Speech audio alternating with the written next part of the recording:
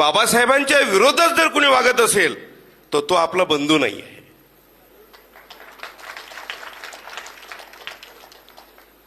काय झालं,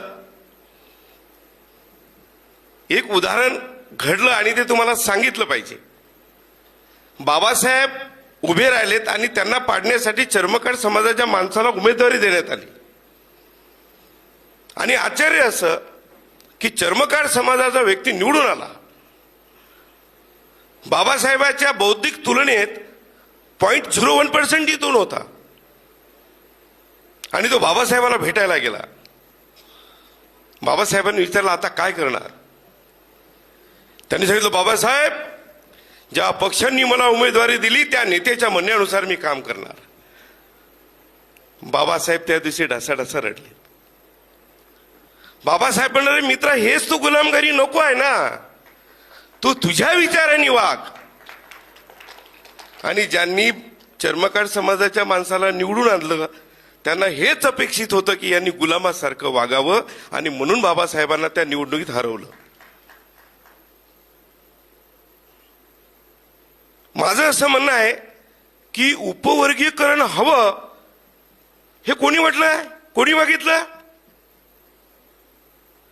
आणि अहवाल येऊ द्या, मग आपण त्याच्यावर बोलू, आपण टिकणार नाहीत. मुळात उपवर्गीकरण नकोच आहे, कारण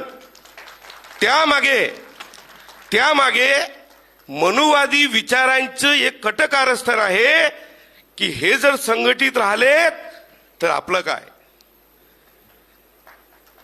कारण हे काही खराचे भक्त नाही आहेत, हे बाबासाहेबांचे भक्त आहेत. म्हणून त्यांना भीती वाटते. आणि माफ करा सर, चित्र असं आहे की गेल्या 2 दशकामध्ये या शाहू फुले आंबेडकर विचाराच्या महाराष्ट्रात मराठा समाजाचं संघटन तोडलं, ओबीसी मराठा वाद निर्माण केले आणि आता आपला नंबर लावला.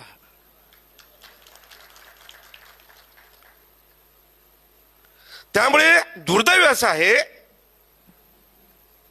की बाबासाहेबांनी रक्ताचं पाणी करून जे संविधान लिहिलं ते मनुवादी विचारांच्या हातात आहेत, ते राज्यकर्ते आहेत.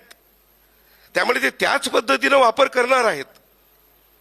आणि या चळवळीला जे लोक पुढे नेतील त्याच्यापैकी आदरणीय बडो साहेबांचं कौतुक केलं पाहिजे. टाळ्या वाजवा की वाघाचं काळीज आहे या माणसाकडे की ज्यांनी हे डेअरिंग केलं की या विषयावर परिसंवाद घेतला. माझी विनंती आहे सर, विमानाने प्रवास करू नका.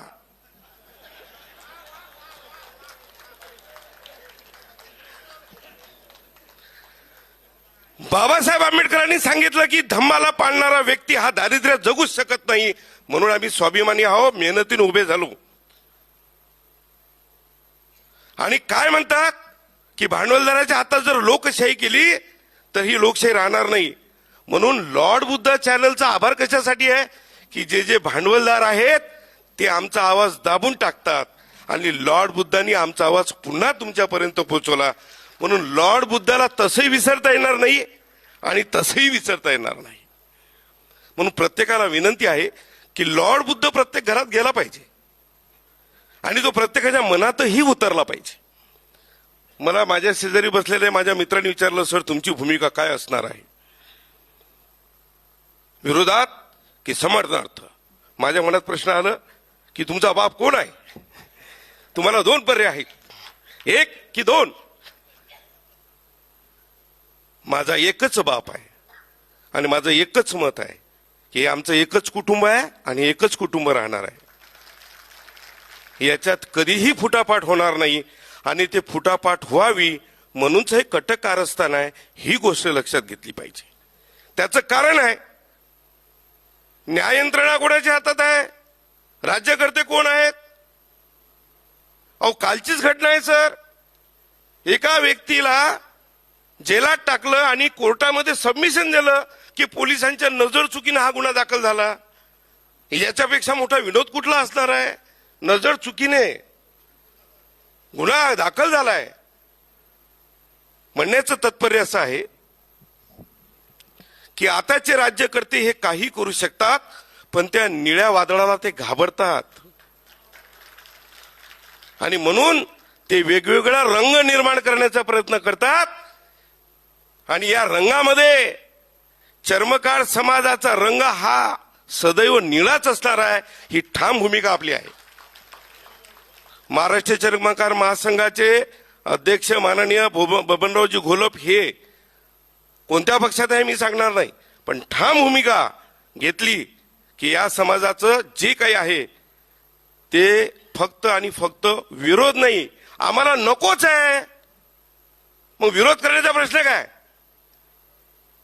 कारण की देणारा आणि करणाऱ्या व्यक्तीची नियत समजली आम्हाला आमच्या बापापासून वेगळा करण्याचा प्रयत्न करता. हे कदापि होऊ देणार नाही महाराष्ट्रात. मित्रांनो, माफ करा पण थोडे 2 मिनिटं मी वेळ घेईल, कारण की चर्मकार समाजाबद्दल फारच गैरसमज निर्माण झालेला आहे. संत शिरोमणी संत रविदासांची जर आम्ही प्रतिमा पाहिली तर आम्हाला असं वाटतं ते स्वामी समर्थ आहेत. पण लक्षात घ्या, प्रसंग तुम्हाला ऐकवतो म्हणजे लक्षात येईल. हा खालच्या धर्माचा माणूस आहे म्हणून याला आमच्यासारखा उपदेश करता येणार नाही महाराज, त्याला आमच्यासारख्या माळा गंध लावता येईल नाही महाराज. आणि मग महाराजांची पेशी झाली, महाराजांच्या संत रविदासांना घेऊन गेले दरबारात की हा खालच्या दर्जाचा माणूस आमच्यासारखा कसा का राहतो. मग संत रविदासांनी सांगितलं, तू भी चमडे का मैं भी चमडे का. द अनटचेबल ग्रंथ डॉक्टर बाबासाहेब आंबेडकरांनी संत रविदासाला समर्पित केला. 650 वर्षापूर्वी सामाजिक समतेचं बीज संत रविदासांनी रोल, हे लक्षात घ्या. आणि त्यानंतर काय, पूर्वजन्मीचे चर्मकार हे हिंदू नाहीच, किंबहुना संत रविदास सुद्धा हिंदू नाहीत, ही गोष्ट लक्षात घ्या. त्यामुळे आम्हाला धर्मांतर करण्याचा प्रश्नच येत नाही. पण दलित हिंदूच्या संस्कारामध्ये राहू राहू राहू राहू आम्ही खराच्या दरबारात जायला लागलो, इथपर्यंत आमचा प्रगती झाली. आणि नशिबानं आपण तथागतांच्या आणि बाबासाहेबांच्या संस्काराला मानणारे आमची एकी मायमाऊली खराच्या दरबारात गेली नाही. मग हे कशाचं आहे? बेगमपुरा नावाची कन्सेप्ट संत रविदासांनी मांडली होती 650 वर्षापूर्वी. बेगमपुरा, ज्या किसको गम ना हो, महिलांना सन्मान, सर्वांना सर्व अधिकार, जाती व्यवस्था नाही. 650 वर्षापूर्वी वाराणसीच्या पंडितांना मात देऊन त्यांनी ही संकल्पना उभी केली. डॉक्टर बाबासाहेब आंबेडकरांनी आज आम्हाला लिखित अधिकार देऊन त्या संकल्पनेप्रमाणे सन्मानाने जगण्याचा अधिकार दिला. त्यामुळे माझा बापच बाबासाहेब आंबेडकर असणार आहे. हे प्रतिबिंब आहे, बेगमपुरा या संकल्पनेचं प्रतिबिंब आहे.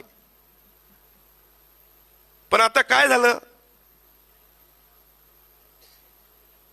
बौद्ध लोक चर्मकारांचा राग का करू लागला याचं संशोधन झालं.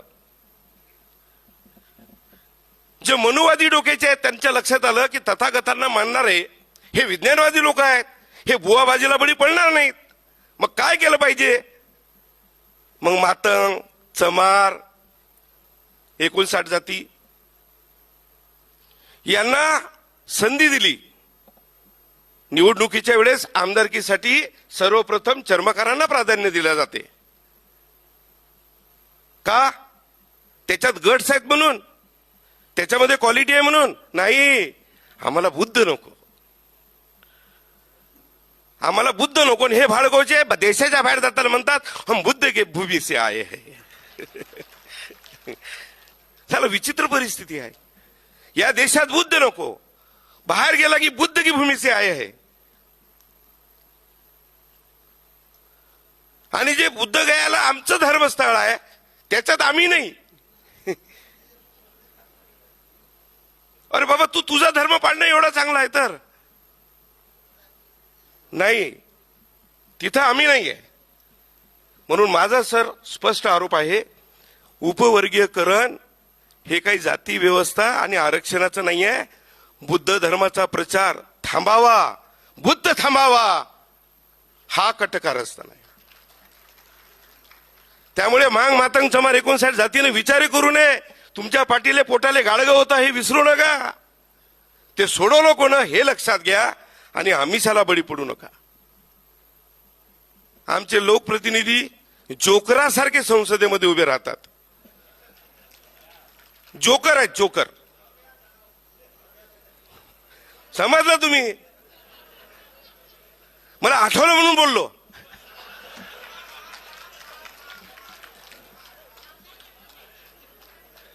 बाबासाहेबांना असे जोकर उभे करायचे नाहीत हे लक्षात घ्या. पण सत्तेच्या लालसेपोटी मनोवध्यांचे पाय चाटणारे हे लोक आहेत. म्हणून माझी विनंती आहे की जेव्हा निवडणूक येते ना बंधूंनो, तेव्हा कोणी कितीही काही आमिष दाखवले तर माफ करा, पण बडोले साहेबांसारख्या व्यक्तीला स्वतःच्या खर्चानं निवडून आणलं पाहिजे, हे शपथ आज आपण घेतली पाहिजे. हे सामाजिक संरक्षण देणं गरजेचं आहे. पण ते इलेक्शनच्या वेळेस आपले डोके वेगळे होतात. आम्ही इलेक्शनच्या आधी चमार असतो आणि इलेक्शनच्या वेळेस आम्ही हिंदू होतो. इलेक्शनच्या आधी आम्ही चमार आहोत आणि इलेक्शनच्या वेळेस आम्ही हिंदू होतो आणि त्याच्यानंतर आम्ही दलित हिंदू होतो. दलित हिंदू होतो. म्हणून जनगणनेचा जो फॉर्म आहे ते भरताना माझं या माध्यमातून आव्हान आहे समस्त चर्मकार बंधूंना, जर तुम्हाला लाज नशीन वाटत तर धर्मबुद्ध लिहा.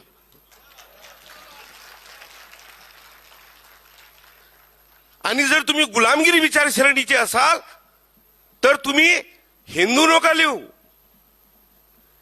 दलित हिंदू लिहा. धर्म लिहिताना फक्त हिंदू नका लिहू, कारण की तुम्हाला दलित हिंदू संबोधले जाते. तर तुम्ही दलित हिंदू लिहा ना. पण ज्या मानसिकतेने जनगणनेचा फॉर्म बदलला तयार केलेला आहे त्या मनोवादी व्यक्तींनी धर्माच्या ठिकाणी फक्त हिंदू शब्द टाकलेला आहे, दलित हिंदू का नाही टाकत? म्हणून माझं निवेदन आहे चर्मकार समाजाच्या सर्व सदस्यांना विनंती आहे, जनगणनेचा फॉर्म भरताना स्वाभिमानानं, बोरकरजी कन्क्लूड करायचं. यस, स्वाभिमानानं आपण बौद्ध हाच धर्म लिहिला पाहिजे. जात सांबार लिहिली तरी ऑब्जेक्शन नाहीये, ह्या काही फरक नाही पडत. त्यामुळे आता या सर्व गोष्टींचा सार काय असणार आहे की माझा पहिला ऑब्जेक्शन आहे की जसं लाडकी बहीणबद्दल आम्ही पैसे मागितले नाही, तुम्ही जबरदस्तीने आम्हाला दिले आणि काय झालं परिणाम स्वरूप सर? विद्यार्थ्यांच्या शिष्यवृत्ती भेटली नाही, विधवा महिलांचे पेन्शन्स भेटले नाहीत आणि लाडक्या बहिणींना तुम्ही पैसे देताना आता तर नवीन बातमी आली की टेक्नॉलॉजी एवढी डेव्हलप केली की फक्त एससी महिला त्याच्यातून वगळण्यात आल्या या इन्स्टॉलमेंटमध्ये. आपल्याला आर्थिक दारिद्र्य कसं निर्माण होईल याचं हे कटकारस्थान आहे. म्हणून मला असं वाटतं की बौद्धांनी सुद्धा बौद्धाला तपासण्याची गरज आहे आणि चर्मकारांनी सुद्धा चर्मकारांना तपासण्याची गरज आहे. असं तर नाही की बाबासाहेबांचा फोटो घेऊन हा मनोवादी डोक्यांना आपल्याला लुबाडतोय.